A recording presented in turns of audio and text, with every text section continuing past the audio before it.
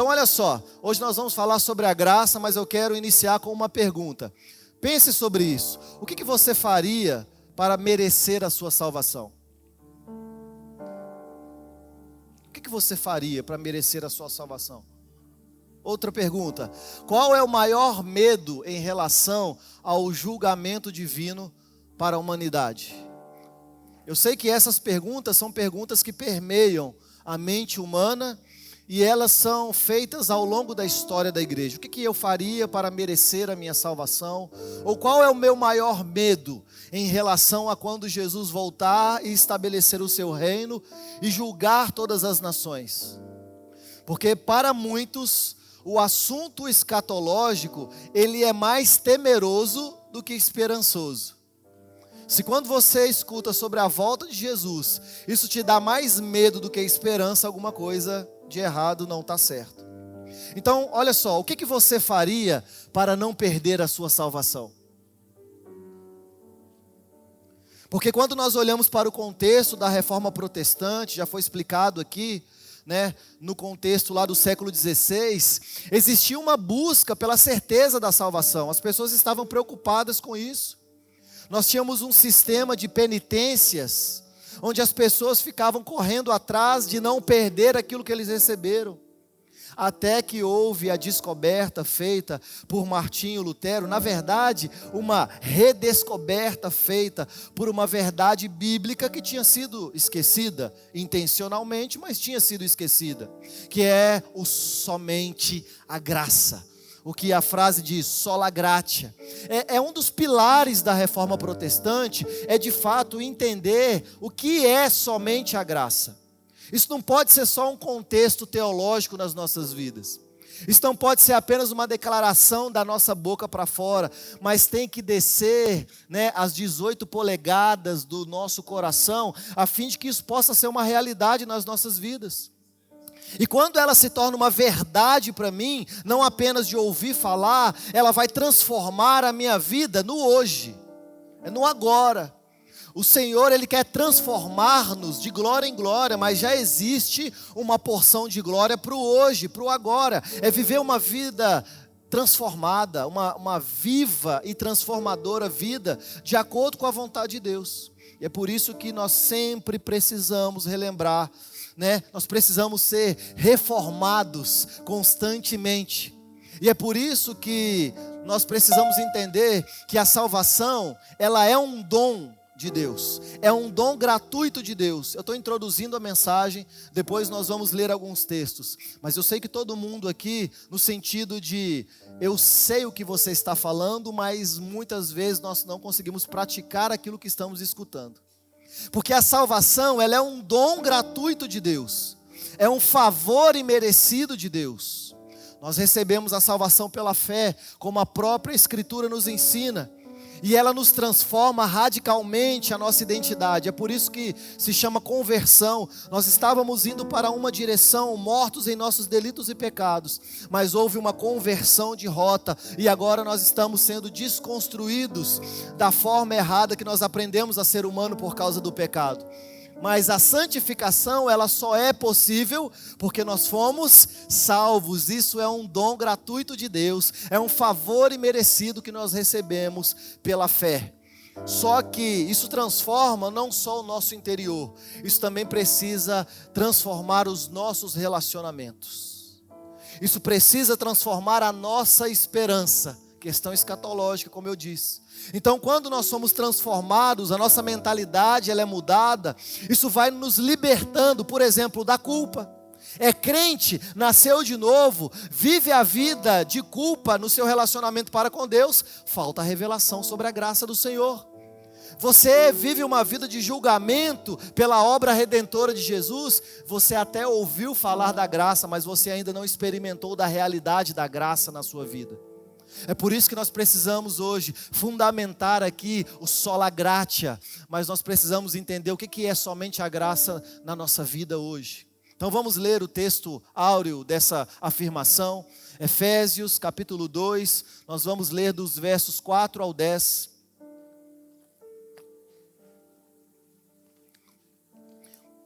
Efésios capítulo 2, 4 ao 10. Quero pedir aos irmãos a ficar de pé, em reverência à palavra do Senhor. Efésios capítulo 2, versos 4 ao 10. Diz assim: mas Deus, sendo rico em misericórdia, por causa do seu grande amor que nos amou, e estando nós mortos em nossos delitos, nos deu vida juntamente com Cristo. Pela graça sois salvos, e juntamente com Ele nos ressuscitou e nos fez assentar nos lugares celestiais em Cristo Jesus, para mostrar nos séculos vindouros a suprema riqueza da sua graça, em bondade para conosco em Cristo Jesus. Versículo 8: porque pela graça sois salvos, mediante a fé. Isso não vem de vós, é dom de Deus, presente de Deus, não de obras, para que ninguém se glorie, pois somos feitura dele, criados em Cristo Jesus, para as boas obras, as quais Deus de antemão preparou para que andássemos nelas. Pai, essa é a Tua palavra, e nós submetemos o nosso coração à Tua palavra, sabendo que ela é viva e eficaz, a fim de expor o nosso coração e curar as nossas feridas. Então, uma vez mais, nessa manhã eu te peço que o Senhor venha com o seu amor, que o Senhor venha com a Tua mansidão, que o Senhor venha com a ferida no nosso coração, a fim de que possamos ser despertados a viver de acordo com a Tua vontade, em nome de Jesus. Amém. Podem se assentar. Esse texto de Efésios capítulo 2, ele é lindo. O que nós lemos aqui, o 8 e 9, porque nós somos salvos pela graça, mediante a fé. Isto não vem de homem algum, isso não vem de mulher alguma, mas é um dom de Deus, não de obras para que ninguém se glorie. E é por isso que aqui na Atos nós acreditamos na salvação como um ato monergista, ou seja, é uma ação exclusiva de Deus. E quando o texto vai falar que é pela graça, eu gostaria que esse texto ficasse aqui, o de Efésios capítulo 2, versículo 8 e 9, vou fazer uma rápida exegese desse texto e vocês vão acompanhando. O texto vai dizer o seguinte: olha, pela graça sois salvos. A palavra graça ali, ela denota um favor imerecido. Vai falar sobre aquilo que de fato nós não merecíamos. O que nós merecíamos, como é falado aqui, era o inferno. É por isso que a gente não canta aqui: devolve o que é meu, trago de volta o que é meu. O que era meu era o inferno, era a condenação. Mas graças a Deus nós somos salvos pela graça. É um favor imerecido. E nós temos um verbo ali: sois salvos. Isso está falando de um particípio perfeito passivo. O que isso significa, Pedro? É aula de português? Não, irmãos. Está indicando que essa realidade está num estado contínuo e é resultante de uma ação divina no passado. Ou seja, a salvação, ela não é o objetivo do final da vida de um cristão. Não, pelo contrário, a salvação, ela é um fato consumado por Deus em Cristo Jesus, o nosso Senhor. Então a salvação, segundo a Bíblia, não é um processo que depende do nosso esforço. A salvação não é um processo que depende do meu esforço contínuo para mantê-la. Estou salvo, estou perdido. Estou salvo, estou perdido. Pequei, eu estou perdido. Perdi perdão, eu estou salvo. Como se com as nossas forças nós conseguíssemos manter a salvação. O que o texto está dizendo? Vocês são salvos pela graça, por intermédio da fé. Então está falando, olha, é mediante a fé. É um processo contínuo, mas não que nós tenhamos a capacidade de mantê-la. É um processo contínuo que a Bíblia diz: ninguém pode arrebatar das mãos de Deus aqueles que Ele designou para si. Mas o texto também continua dizendo o seguinte: olha, é mediante a fé. A fé é o meio, a fé é o canal que nós recebemos a graça. Então a fé, ela não tem um fim em si mesma. A fé em si mesma, ela não salva. Mas a Bíblia está dizendo que a fé, ela é o objeto, onde Cristo e a sua obra redentora nos conecta com a graça salvadora de Jesus. Então a fé, ela não é uma obra meritória. Não foi você quem creu e por isso Deus te alcançou. Foi Ele quem depositou a fé no seu coração. Porque é Ele quem efetua o querer e o realizar. É Ele.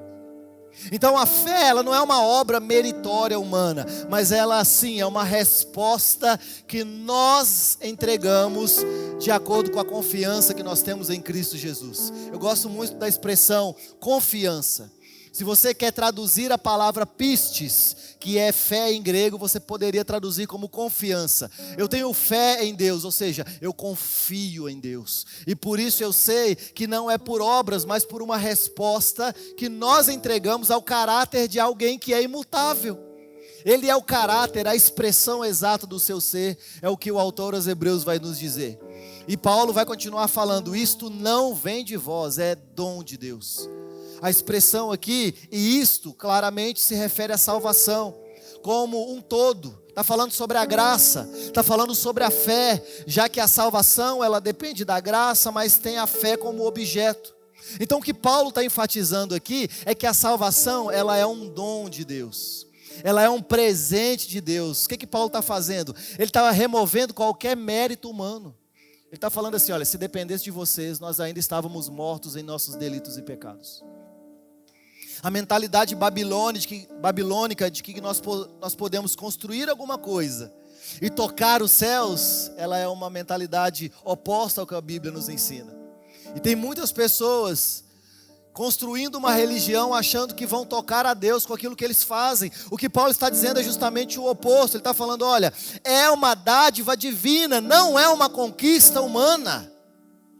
Então é por isso que ele fala, não é de obras, para que ninguém se glorie. E aqui talvez seja a frase crucial desse versículo, porque Paulo explicitamente está dizendo, olha, a salvação, ela não é um resultado de qualquer ação humana. Não é de ação religiosa, não é de ação moral, não é de ação ética, não é de ação política. O objetivo de Paulo aqui é claro, é anular qualquer orgulho, qualquer vanglória pessoal, garantindo que toda a glória pertence ao Senhor das nossas almas, seja atribuída a Deus. E é por isso que nós dizemos, somente ao Senhor toda a honra, somente ao Senhor toda a glória. Paulo lá em Romanos, capítulo 3, versículo 24, vai falar justamente sobre essa obra de justificação que nós recebemos. E vai falar que somos justificados pela graça. Romanos capítulo 3, versículo 24, o que diz? Sendo justificados mediante a um preço. É isso que está escrito ali? O preço foi pago na cruz do Calvário. Nós recebemos gratuitamente por sua graça, mediante a redenção que há em Cristo Jesus. Então ele está dizendo, olha, vocês foram justificados gratuitamente. A justificação é um ato legal de Deus declarar um pecador justo. Eu sou justificado? Sim. Deus, Ele pagou a dívida em nosso lugar e Ele declarou um pecador justo, já que Ele derramou a sua ira sobre Cristo Jesus na cruz do Calvário. Nós acabamos de cantar Isaías 53. Então é um ato legal porque Ele cumpriu a legislação que era prevista em Cristo Jesus. Então nós somos libertos da culpa, nós somos libertos do pecado, nós somos libertos do medo. Isso não pode ser uma realidade mais na vida do cristão, da nossa relação para com Deus. Se eu for um bom filho, eu vou alcançar a minha salvação. Se eu for um filho ruim, ele vai me jogar no inferno. Quem aqui que é pai ou mãe, que quando o seu filho desobedece, você diz, você não é mais meu filho? Porque a nossa filiação, ela independe das obras, mas ela depende o quê? Do sangue que corre na veia, e é o mesmo. Então nós somos libertos da culpa, do pecado, do medo. E a palavra gratuitamente, ela vai reforçar essa ideia. Não existe preço a ser pago pelo pecado. Todo o preço já foi pago na cruz do Calvário. O seu monte não apaga o seu pecado. O seu jejum não apaga o seu pecado. A sua obediência não apaga o seu pecado. Porque o pecado já foi vencido na cruz do Calvário há mais de 2000 anos atrás em Cristo Jesus, o nosso Senhor. É por isso que a gente declara: Cristo é o suficiente. A cruz é o suficiente. E está dizendo: olha, por sua graça. A graça de Deus é a fonte primária da justificação. E mesmo com a palavra dizendo: você foi justificado, mas eu sou pecador. Estou sabendo, mas Cristo disse que você agora é justificado. E é por quê? Por causa da sua graça. Ou seja, a justificação, ela tem como obra primária a graça de Deus. Irmãos, nós estamos falando aqui de um Deus benevolente. Nós estamos falando de um Deus que nos impulsiona a declarar a justiça dele, mesmo diante da nossa pecaminosidade. Eu sei que isso é uma tensão. Porque por mais que o nosso espírito foi vivificado, a Bíblia diz que o pecado ele habita na nossa carne. Então é uma tensão que nós vivemos. Fomos declarados justos por Deus, mas sabemos que somos pecadores. Sabemos que nós já recebemos a salvação como um dom, mas nós sabemos que o pecado ele ainda habita na nossa carne. Mas sabemos que no futuro o nosso corpo será glorificado e venceremos de uma vez por todas a morte e o pecado. E ele vai dizer o seguinte: olha, mediante a redenção que há em Cristo Jesus. Redenção aqui implica no resgate pago para libertar um escravo. Então você era escravo de Satanás. Você era escravo dos seus próprios desejos. Você era escravo do pecado. Mas hoje você é escravo de Jesus. Amém? Você hoje é servo de Jesus. Nós gostamos tanto de falar a palavra: eu sou um ministro. A palavra ministro significa escravo. Então é um resgate que Ele pagou para nos libertar da escravidão. Mas agora nós estamos servindo ao Senhor. A diferença é que com Ele, além de servo, nós nos tornamos filhos em Cristo Jesus. Assim como nos tempos de Jesus, o escravo ele poderia ser resgatado, da escravidão, tendo uma dívida paga. Aí também em Cristo Jesus nós somos resgatados do cativeiro, da morte, do pecado e das consequências. Então a graça, ela não é só um ato abstrato na vida do cristão, não. Ela tem que ser concretizada. Nós devemos trazer isso para a realidade, ser eficaz na nossa vida. A obra sacrificial de Jesus, irmãos, Ele pagou o preço que nós não poderíamos pagar. Ele não levou em consideração a nossa incapacidade, mas Ele derramou em si mesmo aquilo que deveria recair sobre todos nós, a ira de Deus. Hoje nós não somos salvos de Satanás. O maior inimigo do mundo não é Satanás, mas nós somos salvos da ira de Deus que vai recair sobre as nações que vivem em iniquidade. Mas graças a Deus por Cristo Jesus, aqueles que estão em Cristo Jesus não são alvo da ira de Deus, mas são salvos da ira de Deus. Atos capítulo 15, versículo 11, diz: mas cremos que somos salvos pela graça do Senhor Jesus, como também eles. Esse contexto do versículo é uma parte do discurso da pregação de Pedro, lá no concílio de Jerusalém, no capítulo 15 de Atos, onde ele vai debater justamente contra os gentios, quando eles se convertiam, se eles precisavam ou não serem circuncidados, se eles precisavam ou não cumprir a lei mosaica para serem salvos, porque alguns estavam acreditando nisso. Então Pedro ele vai argumentar com vigorosidade, talvez isso seja mal de Pedro, com vigorosidade ele vai contra essa imposição, dizendo o seguinte: vocês são salvos pela graça, não depende de cumprimento de lei, mas é pela graça do Senhor que escreveu agora a lei dentro do nosso coração. Pedro está afirmando que a salvação é pela graça em Cristo Jesus, não é pela observância de rituais ou leis. A saber, são 613 preceitos de toda a lei. Aquele que errar em um, errou em todos.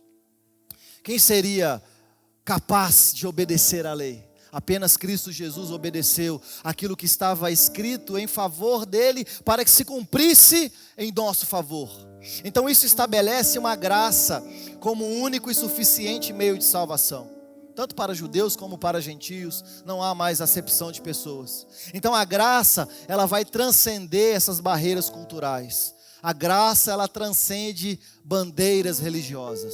Somos salvos pela graça, por meio da fé. Isso não vem de nós, é dom de Deus, não de obras para que ninguém se glorie, pois somos feituras dele, criado antemão para as boas obras, para que andássemos nas boas obras. Então olha o que o salmista vai dizer no capítulo 6, versículo 4. Volta-te, Senhor, livra a minha alma, salva-me por tua misericórdia. Então esse salmo, ele vai falar sobre a lamentação de Davi. E aqui o que Davi está fazendo, nada mais, nada menos, é que declarar que Deus, ele pode estender o socorro no momento de sofrimento e no momento de angústia. É por isso que ele disse, olha, salva-me por tua misericórdia. Davi ele não está apelando aqui pelos próprios meios, e olha que ele era rei. Davi ele está falando que é pela misericórdia do Senhor, é pelo amor leal do Senhor, é pela bondade do Senhor. Eu gosto muito da expressão misericórdia no original, que ela dá a ideia de duas palavras, é miséria e cardia. Que quando nós falamos misericórdia, é como se nós estivéssemos falando assim, Deus ele derramou o coração dele na nossa miséria. E onde abundou o pecado, superabundou a graça do Senhor. Então, embora esse texto do Salmo seja no Antigo Testamento, esse versículo ele ilustra a dependência humana, a bondade de Deus, a compaixão de Deus, para que nós possamos ser livres e para que a salvação se torne um fato não só interno, mas externo na nossa vida. Isso aqui, irmãos, nada mais é do que Davi já prefigurando a sola gratia. Davi era um cara entendido. Mesmo que antes de Cristo, a salvação sempre foi um ato de misericórdia divina, ou seja, sempre foi pela graça. Noé, pela graça. Abraão, pela graça. Todos os homens e mulheres que foram alcançados na antiga aliança, é pela graça do Senhor.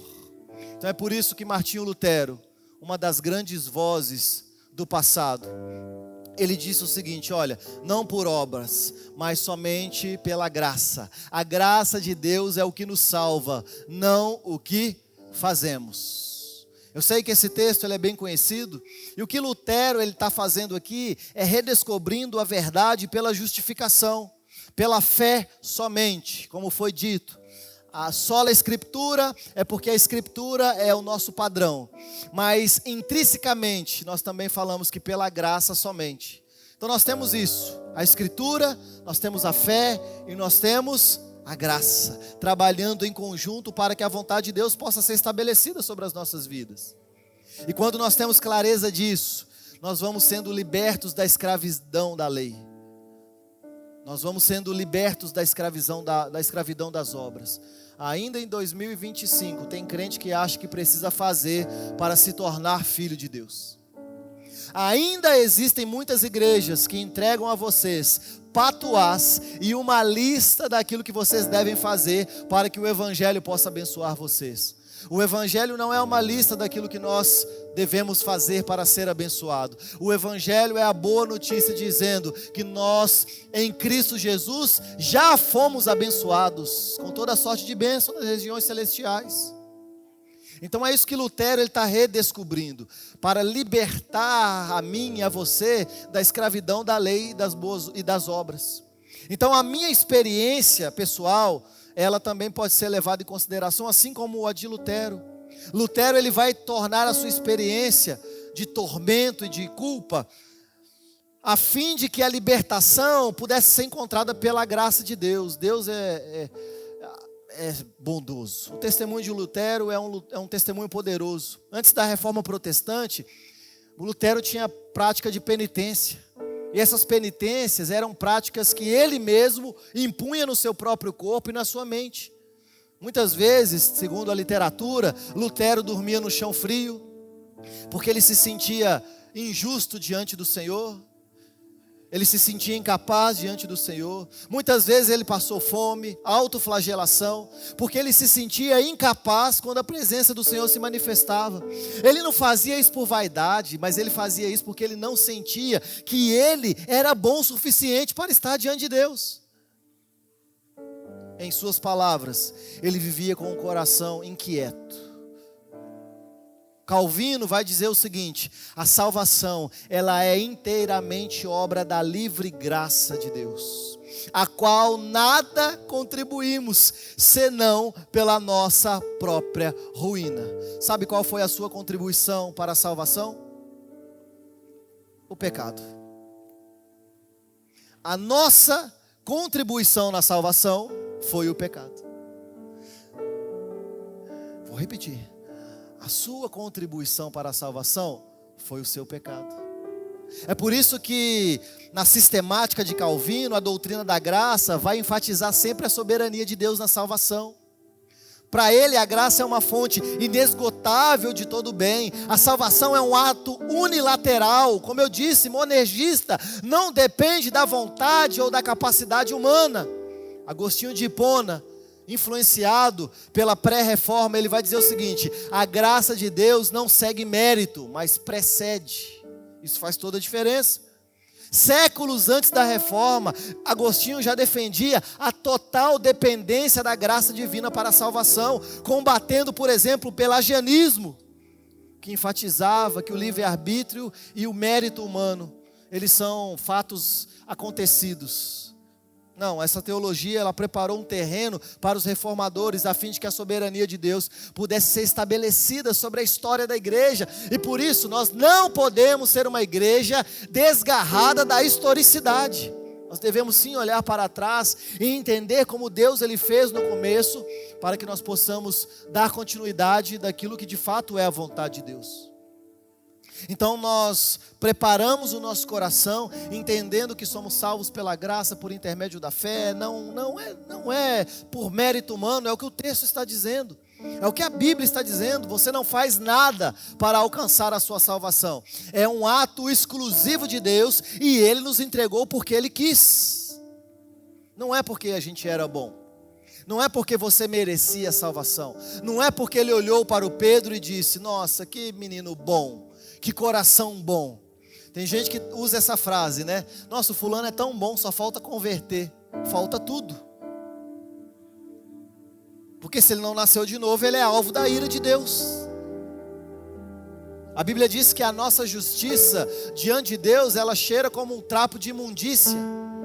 Para você que não sabe o que é o pano menstrual das mulheres que moravam na região árida do deserto e que não tinha banho.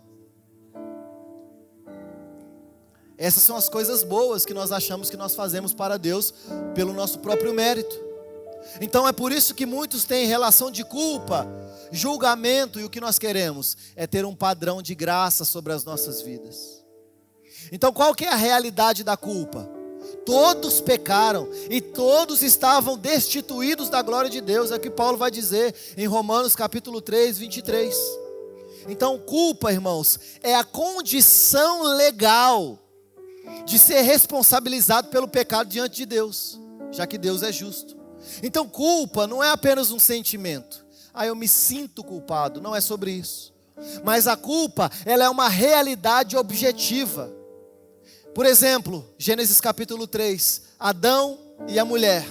Assim que eles foram separados de Deus, eles se esconderam porque eles tiveram medo, porque se sentiram culpados e se envergonharam. Então o julgamento de Deus, ele é um julgamento justo. Deus é justo e Ele não pode ignorar o pecado. Deus ele não pode olhar para a minha vida e simplesmente ignorar o pecado. Nós não fomos absolvidos por Deus. Ele não ignora o nosso pecado, mas o julgamento é a consequência inevitável da culpa. A ira de Deus, ela se revela contra toda impiedade e injustiça dos homens, como Paulo vai dizer lá em Romanos. Então, por exemplo, já está caindo essa chuva aí, mas nós podemos ver lá em Gênesis 6, 9 o dilúvio. O dilúvio foi Deus imprimindo o seu juízo sobre uma nação que vivia em imoralidade sexual e violência. Então, justiça, segundo as Escrituras, é Deus dar aquilo que o homem merece. O dilúvio, justiça. Separação entre o homem e Deus por causa do pecado, em Gênesis capítulo 3, justiça. Existem pessoas que são alcançadas por alguma coisa, e o que nós sempre pensamos, isso não é justo. Porque nós achamos que a justiça de Deus, ela é comparada com a nossa. E normalmente quando nós clamamos por justiça, nós achamos que nós estamos certos. Ninguém clama por justiça achando que o outro está certo. Então justiça é dar a alguém aquilo que merece. E o que é graça? É dar aquilo que ele não merece. Então é por isso que nós temos a justiça de Deus. Paulo fala, considerai a bondade e a severidade de Deus. Então nós temos a justiça de Deus, mas nós temos a graça de Deus. A graça como uma resposta divina. O sola gratia não nega a culpa. Somente a graça não nega o julgamento. Mas ele aborda isso de uma forma radical. A graça é a resposta de Deus à nossa condição de culpa e à nossa condição pelo julgamento que nós merecíamos. Só que em vez de nos dar aquilo que nós merecíamos, em vez de nos colocar num tribunal e sentenciar-nos como culpados, o que Deus ele fez? Ele derramou a sua graça sobre nós. Ele ofereceu a sua graça, ou seja, aquilo que nós não merecíamos. Ele nos deu a salvação, Ele nos deu o perdão, o seu amor, a sua longanimidade, a sua paciência, mas nós não merecíamos. Isso é graça, através de Cristo. Então, a culpa, ela nos condena. O julgamento nos sentencia, mas a graça, ela nos redime. Viver uma vida de culpa te condena, é o tempo todo condenado. O julgamento, ele te sentencia, ou seja, ele estabelece a sentença, mas a graça nos redime, a fim de que o nosso relacionamento com Deus possa ser um relacionamento saudável, de acordo com a vontade dEle. Mas preste atenção, porque existem algumas igrejas aí que estão anulando a justiça de Deus, falando só de graça. A graça não anula a justiça de Deus, mas satisfaz plenamente em Cristo. Ele derramou sobre Cristo, na cruz do Calvário, aquilo que deveria recair sobre nós. Ele levou sobre si a nossa culpa, Ele levou sobre si o nosso julgamento, Ele levou sobre si aquilo que deveria recair sobre nós. É por isso que o profeta vai dizer o seguinte: nós somos sarados por causa das suas feridas. Então nós precisamos sim de uma aplicação prática da graça nas nossas vidas hoje. Porque nós precisamos de graça nas nossas relações. Porque senão a graça fica apenas num conceito teológico, abstrato. Oh, que legal, graça. Mas e na nossa vida? O que nós estamos fazendo com isso? E na nossa relação? Porque perdão e reconciliação são frutos do Evangelho. Onde há necessidade de perdão, o Evangelho faz gerar perdão. Onde há necessidade de arrependimento, o Evangelho faz gerar arrependimento. Onde há necessidade de reconciliação, o Evangelho faz reconciliação. Porque isso é pela graça. Se nós somos perdoados, irmãos, é pela graça. E quando nós entendemos que nós fomos perdoados pela graça, nós vamos estender a graça a outras pessoas. Porque a graça, ela não só nos salvou, mas ela também nos capacita a perdoar aqueles que nos ofendem. Assim como Cristo nos perdoou. Efésios capítulo 4, versículo 32. Antes, sede uns para com os outros, benignos, compassivos, perdoando-vos uns aos outros, como também Deus em Cristo vos perdoou. Então sabe aquela pessoa, não é aqui não, é lá longe, que vive uma vida de falta de perdão? Sabe aquela pessoa que revela um coração duro? Ela desconhece o poder da graça de Deus. Isso me faz lembrar da parábola do credor incompassivo lá em Mateus capítulo 18. Essa parábola vai dizer que aquele que tinha uma dívida muito maior foi perdoado, mas ele não quis perdoar uma dívida que era infinitamente menor. A dívida que nos pertencia era muito maior do que a dívida daqueles que te devem. O escrito de dívida que era contra você, que foi cravado na cruz do Calvário, não se compara a qualquer ofensa que nós recebemos nesse mundo. A dívida que nos pertencia era muito superior, mas nós fomos perdoados de uma dívida impagável. Nós não tínhamos como pagá-la. Então, nós não entendemos essa graça em favor de dívidas estratosfericamente diferentes. Parece que isso não entra na nossa cabeça. A nossa dívida é muito menor. Isso revela um pensamento, implícito ou explícito, dizendo o seguinte: olha, eu sou bom e eu mereço. Que é o que a contemporaneidade, a pós-modernidade tem tentado imprimir no coração das pessoas. Sim, eu posso. Eu sou bom. Eu sou maravilhoso. Que privilégio do Senhor poder habitar num homem tão bom como eu. Mas a Bíblia diz o seguinte: você é um vaso de barro. Quem que é o doido que coloca tesouro no vaso de barro, irmãos? É só Deus. Nós somos um recipiente inadequado para receber algo de tão grande valor. Então isso revela um pensamento: eu sou bom demais. Isso vai nos falar mais de uma obrigação do Senhor pela nossa própria bondade do que a graça dele e a misericórdia que é revelada sobre nós. Agora, quando você tem uma revelação plena sobre a graça de Deus, isso vai te fazer um homem humilde. E a partir desse momento você também vai servir de uma forma correta. E servir que eu falo não é apenas em uma instituição. Servir que eu falo é servir ao Senhor em todas as esferas da sociedade que nós estamos inseridos. Porque a consciência de que nós somos salvos pela graça nos impede de nos vangloriar. Filipenses capítulo 2, versículos 3 e 4. Nada façais por partidarismo ou vanglória, mas por humildade, considerando uns aos outros. O que está escrito ali? Não tenha cada um em vista o que é propriamente seu, senão também cada qual é dos outros. Então não tem espaço aqui para arrogância no Evangelho. Não tem espaço aqui para superioridade moral. Então a graça, ela é a esperança que foi depositada no nosso coração. E aqui é por isso que nós conseguimos afirmar: você tem certeza da sua salvação?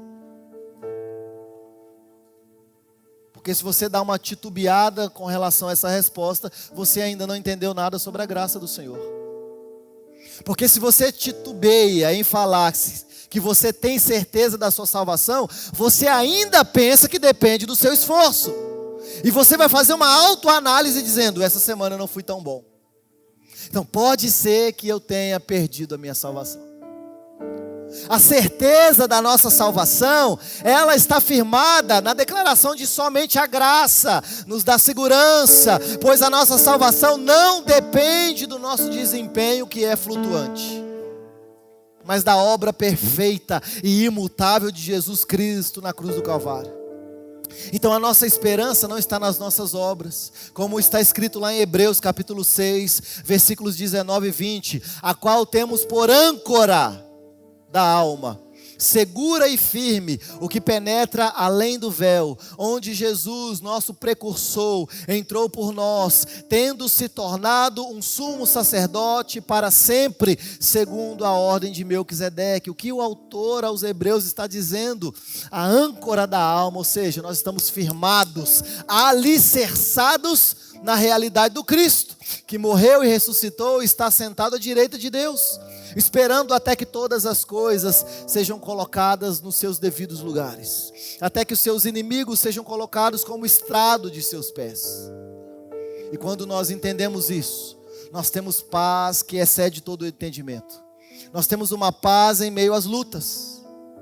Em tempo de dificuldade, a graça do Senhor, ela vai ser suficiente na nossa vida.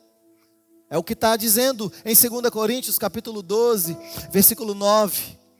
2 Coríntios capítulo 12, versículo 9. Então ele me disse: a minha graça te basta. Porque o poder se aperfeiçoa na fraqueza. De boa vontade, pois, mais me gloriarei nas fraquezas, para que sobre mim repouse o poder de Cristo Jesus. Então vê que o evangelho nunca foi sobre você ser forte. O evangelho sempre foi em você saber que você é fraco. O evangelho nunca foi sobre seu desempenho. O evangelho sempre foi sobre o desempenho de Cristo.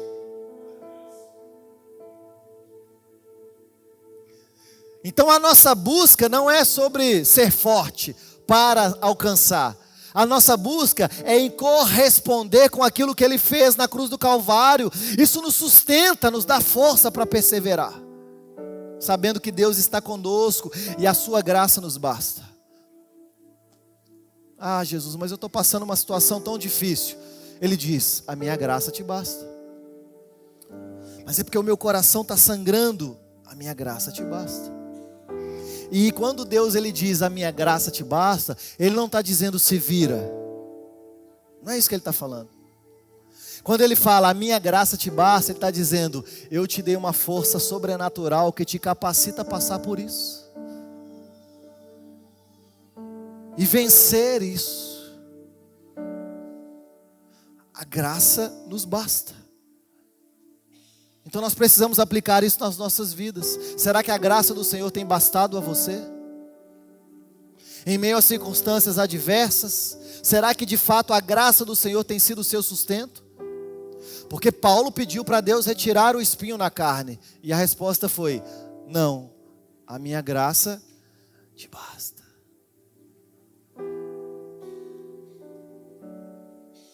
Então a graça, irmãos, ela não pode nos levar a uma inatividade, porque ela nos capacita de forma sobrenatural, ela nos motiva a viver uma vida de boas obras. Não é para a salvação, mas é um fruto da salvação. Não é porque nós vamos alcançar a nossa salvação, mas é porque nós já fomos alcançados, nós correspondemos com aquilo que já foi feito dentro de nós. Por isso que lá no versículo 10 de Efésios, capítulo 2, pois somos feitura dele, criados em Cristo Jesus, para as boas obras. Então não é boas obras é igual a salvação, é salvação é igual a boas obras. Não é eu vou fazer para me tornar, não, porque nós já fomos nos tornados, é porque nós correspondemos com aquilo que Ele faz.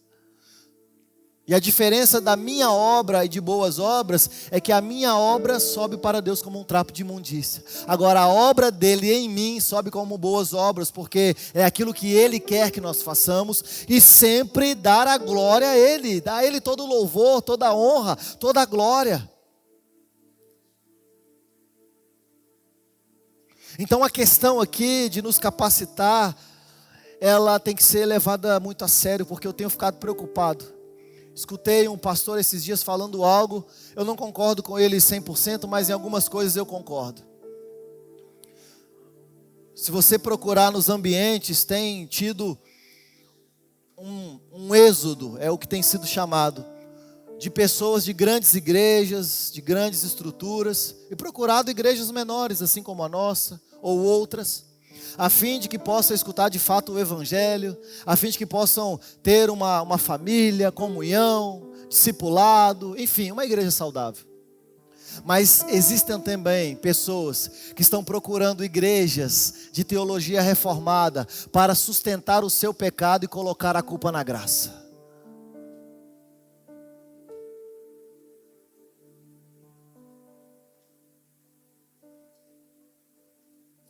Glória a Deus. Pessoas que vivem deliberadamente no pecado, achando que estão abraçando a graça de Deus, quando na verdade eles estão abraçando a desgraça. Uma vida permeada pela graça, ela vai resultar em adoração sincera, em gratidão, em obediência profunda a Deus, já que nós recebemos algo que é imerecido. Isso se manifesta em todas as áreas da nossa vida, nos transformando o nosso cotidiano em um culto. O Senhor está no meu cotidiano. Nossa, que bom, a teologia reformada fala que existe graça comum na cultura. Aí vai lá o cidadão e começa a pecar culturalmente, achando que culto é só um cartão que bate aqui no domingo, de 10 a meio-dia, quando na verdade a Bíblia é clara dizendo: o culto é a minha vida, o meu ordinário tem que ser um culto ao Senhor. E não há teologia reformada que vá livrar você da ira de Deus. Porque quem vive deliberadamente no pecado não nasceu de novo. Isso tem que se manifestar em todas as áreas da nossa vida, irmãos, transformando a nossa mente. Quem muito ama é porque sabe que muito foi perdoado. A nossa dívida era grande e nós somos perdoados. Mas nós estamos agindo como se Deus tivesse feito um favor para nós. Não um favor imerecido como a graça, mas como se Ele tivesse olhado para dentro de mim e falado: Ele precisa tanto disso, mas Ele é tão bom, eu preciso fazer isso por Ele. Não é isso. Isso manifesta em todas as áreas. E o seu cotidiano, ele é um culto? O seu cotidiano é um culto ao Senhor? A sua segunda-feira é um culto ao Senhor? O seu trabalho, você cultua ao Senhor? Como, Pedro, que eu vou fazer o partir do pão no meu trabalho? Como que eu vou cantar canções no meu trabalho? Como que eu vou pregar? Não é sobre esse culto que eu estou falando. Eu estou falando em você viver para a glória do Senhor. As suas ações estão glorificando a Deus? Porque você pode até fingir, mas o Senhor, Ele sonda a mente e coração. E Ele vai recompensar cada um segundo as suas obras.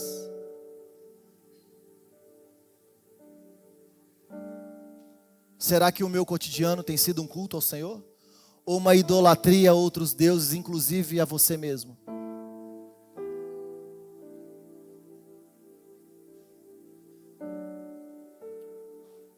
Clareza sobre a graça do Senhor não é viver uma vida de pecado.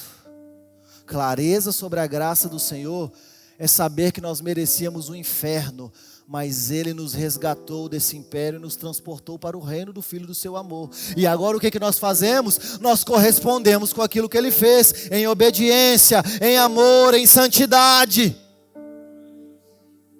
Não se contaminando com as coisas desse mundo.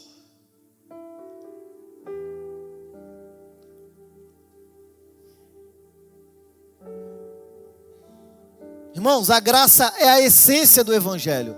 Qualquer igreja que prega obras pela lei não é uma igreja, porque a graça é a essência do Evangelho.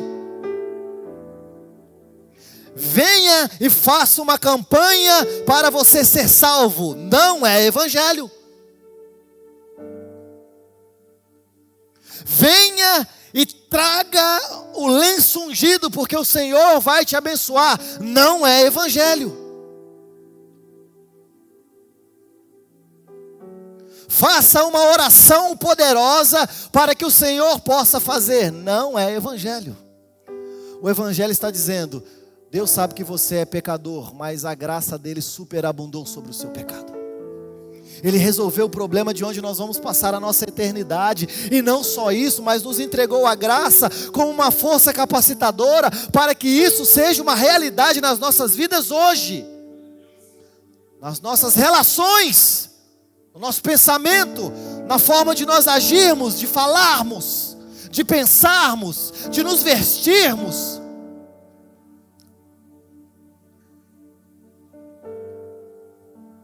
Porque a Bíblia diz que quando vem a tentação, Ele também dá o escape.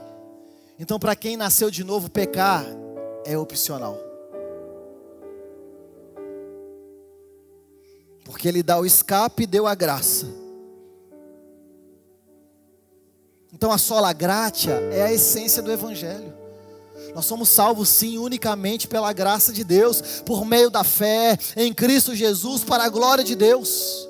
Mas existe uma resposta que nós devemos dar, irmãos, e é aqui que a teologia reformada tem errado em muitos lugares. Existe sim uma resposta de obediência, de santidade, de temor à palavra, de reverência à palavra. Hoje em dia, 2025, tem crente que não tem Bíblia física. Não vou nem ficar olhando para a sua cara não, mas vou olhar para a tela. Tem gente que nem lida mais com Bíblia, nem leva a Bíblia para a igreja mais.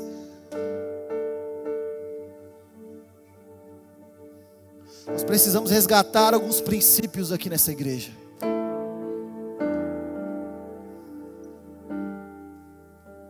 A gente não pode viver a graça como se fosse uma liberação para a gente fazer o que a gente quiser. Isso não é graça, isso é desgraça. Foi isso que Satanás ofereceu para o homem e para a mulher no jardim.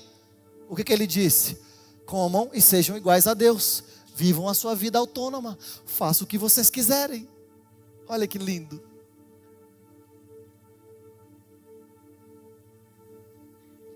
Mas o convite hoje é para que você que não experimentou ainda da graça do Senhor possa experimentar e saber que Jesus é o seu único e suficiente Salvador.